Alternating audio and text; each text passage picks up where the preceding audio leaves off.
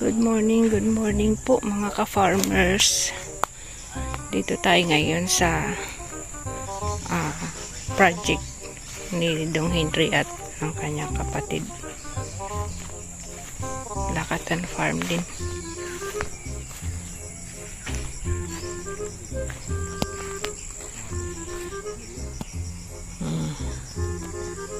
Lalaki na din, no? Buntag, Dong.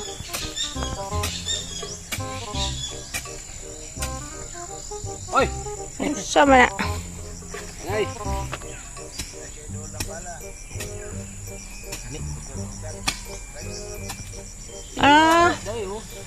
Mapuputulang ugat.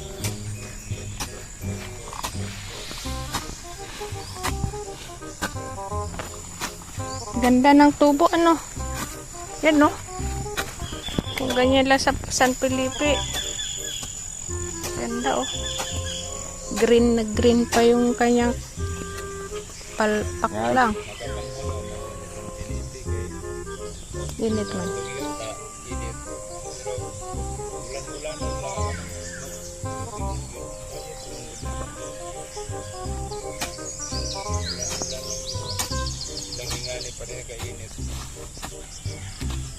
Magbunga pa rin yun pero maliliit.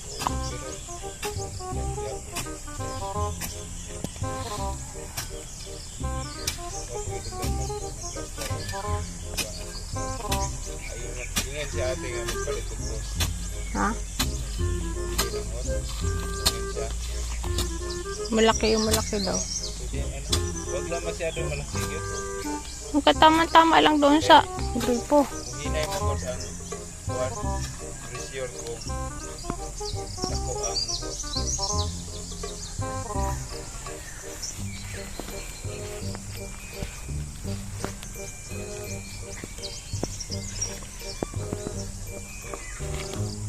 na tapos ng damahan hanggang doon.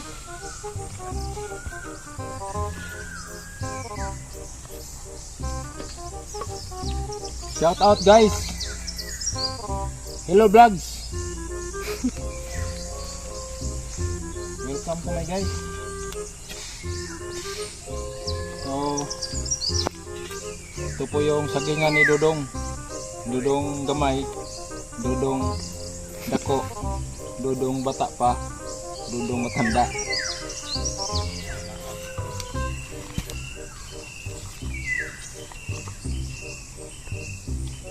So, pagkatapos na may tanim, pag-establish na yung lupa ay babalik sa sa katawan para yung ano niya, yung ugat. O baka guys, baka nagtataka kayo, madam mo, ito yung sinasabi namin na malaking tulong ang damo, lalo na sa panahon ng tag-init. Yan. Oh. Yung ano, yung pakinabang ng damo. Maganda tingnan kung sabihin natin na malinis talaga, wala akong makitang iba kung green, kundi yung tanim mo lang. Pero kung makikita, mapapansin nyo sa ngayon, grabing init dito sa ano. So yung damo, nag-absorb siya ng init. Ibig sabihin, yung init ay sinasalo niya. So nagpoprotekta din siya ng pagkatuyo ng lupa. Tapos pangalawa, yung ano, yung damo ay nagpo-produce po ng ano, yung hamog. Yan, makikita nyo may hamog yan. Yan, yung mga damo may hamog. Yan, so nagbibigay din yan ng ano, sustansya sa tanim kagaya nito. Yan, kung walang ano, mga damo sa gilid, maaaring mayroong mang konti lang. So yan ang isa, at pangalawa, yung pangatlong dahilan, yung damo ay nagpipigil sa soil erosion. So siyempre pag wala talagang mga damo, pag nagulan ng malakas, anod niya yung mga nutrients sa ng lupa papunta sa baba. Pero pag may damo siya, napipigilan siya. So yun po, huwag masyadong mag-ano na yung tanim at yung taniman ay malinis talaga.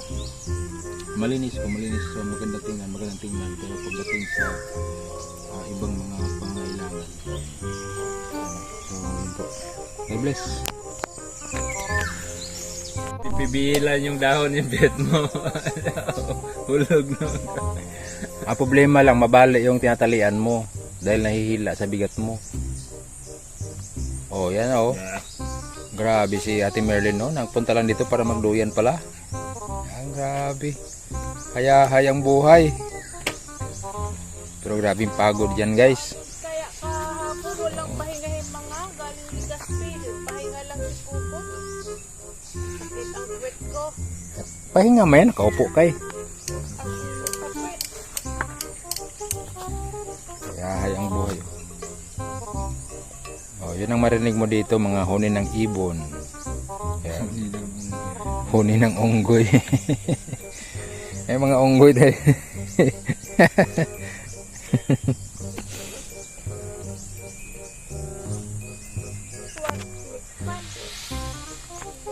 Ito, charge mo dito. Gusto mong matagal yan malubat, bili ka ng baterya 12 volts. Charge mo dito. Wala pa lang. Ang charger niya pag MP4.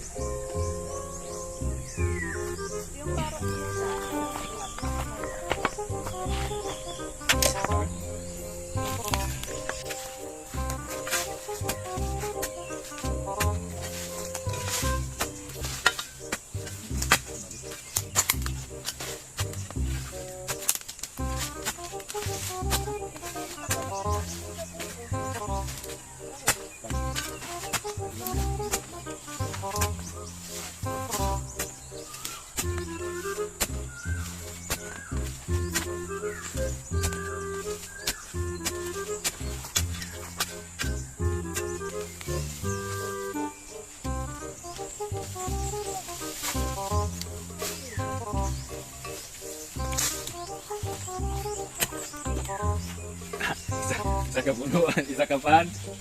Diba, isa ka pan. Ngayon lang, tulpe, sa kaubahan natin, tip. Dari sa mga syudad-syudad, yung bandit tulpi. Si Mana naman.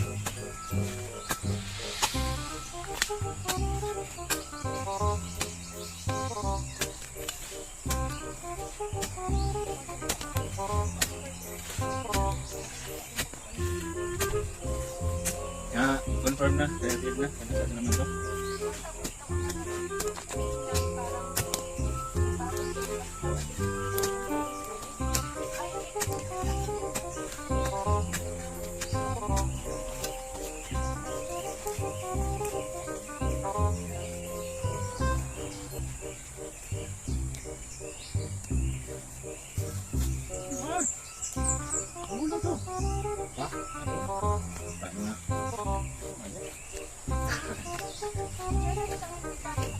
Oh, nasa kanila.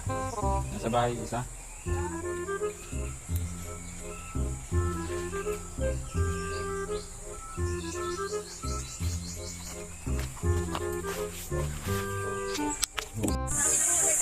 So, yun po ang kagandahan dito sa bukid, no? Yan, oh. Ayos. Nagsisiw na yung aming inahin, oh. Yan. Dami. Ilan yan, Marisa? 2, 4, 6, 8, 10. Ay, 10, oh. Grabe. So, balik bukid po kami. Ito yung aming tandang. Oh, tapos, dito po si Ate Merlin nagpapahinga, oh. Tapos, may project. May project si Ate Merlin. Anong project mo, Day? Ay, ito, native chicken. Ito pong project ni Ate Merlin, native chicken. Sa Lonis ay meron pang walis. Anong klaseng native yan, Day? May lahi din yan? Parang may lahi yung mga kapit. Lahing pang kawali. Lahi pang kawali daw. So, yun po. Tapos ito, Akyat yan yung gawaan pa ito ng yung atip niya para silungan para hindi mabasa. Dito lang na nakakalabas. Ano kung salangan daw yun daw? Matang. Hindi na yan. Tapos lagyan ng ano, mga dahon na buhay. Damo.